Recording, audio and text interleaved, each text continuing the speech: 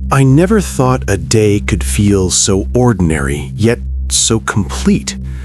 Maybe that's why it lingers in my mind.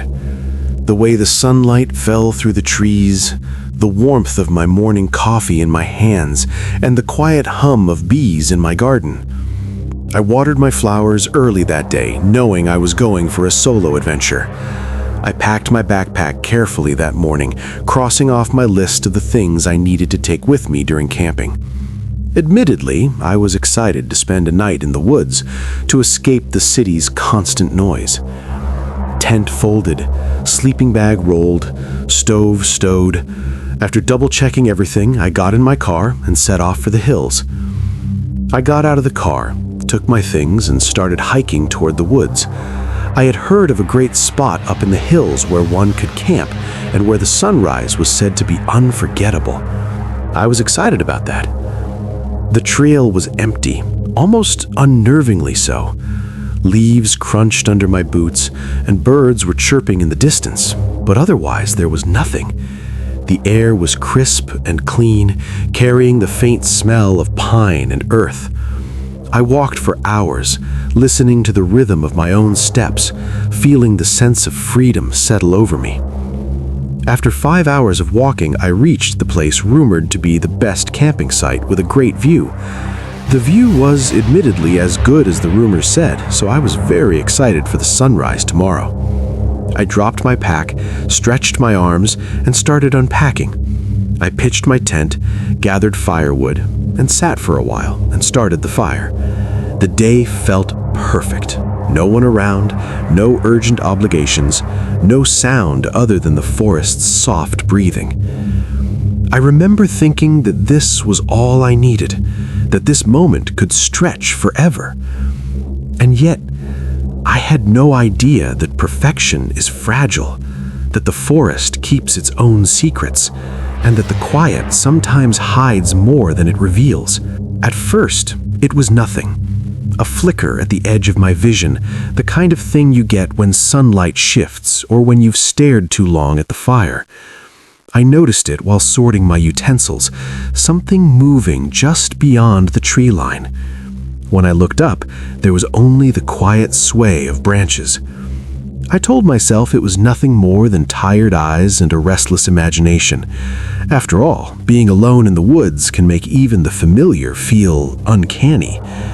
But as the evening settled in and the fire dimmed to a warm glow, the feeling returned, stronger this time, a subtle, persistent sense that I was being watched.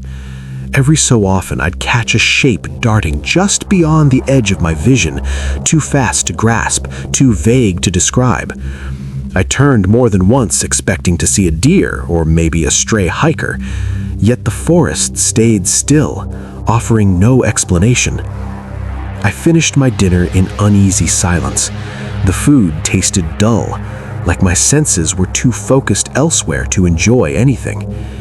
Even the wind seemed to hold itself back. Eventually, I forced myself into the tent, convinced that sleep would clear my head. But as I zipped the flap closed, I felt it, that heavy pressure of eyes on me. Curiosity, or maybe dread, pushed me to peek outside. For a single breath of a moment, I saw it, a silhouette standing motionless between the trees. No features, no shape I could understand, only a shadow darker than the night around it. And as soon as I opened the tent fully, it vanished, leaving not even the sound of footsteps behind. I stayed awake for what felt like an hour, telling myself it had just been a trick of the firelight. Exhaustion eventually pulled me down, though sleep was shallow and restless.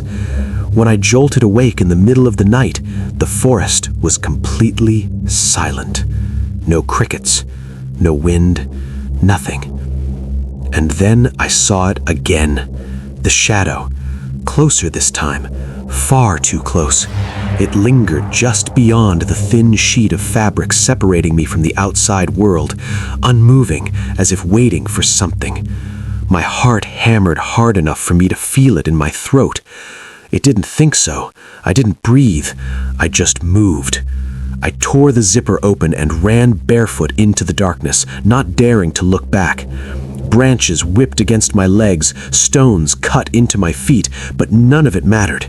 The only thing I remember clearly is the overwhelming urge to put as much distance as possible between myself and whatever had been standing outside my tent.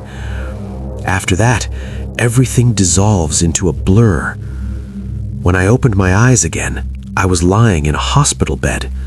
A nurse told me I had been found unconscious miles from any marked trail, hundreds of kilometers from where I had set up camp. No one could explain how I'd gotten there, or how I'd been moving for so long without collapsing sooner. I still have no memory of the journey. No path, no sound, no image. Just the echo of that shadow at the tent door and the unshakable certainty that something followed me through the dark. Something I never saw clearly, something I still cannot describe, no matter how many times I try to piece the night together. Whatever it was, it didn't want to be understood, just seen, only feared. And even now, when I close my eyes, I can feel that same presence lingering just beyond the reach of memory, waiting in the corners of my mind where the light doesn't quite reach.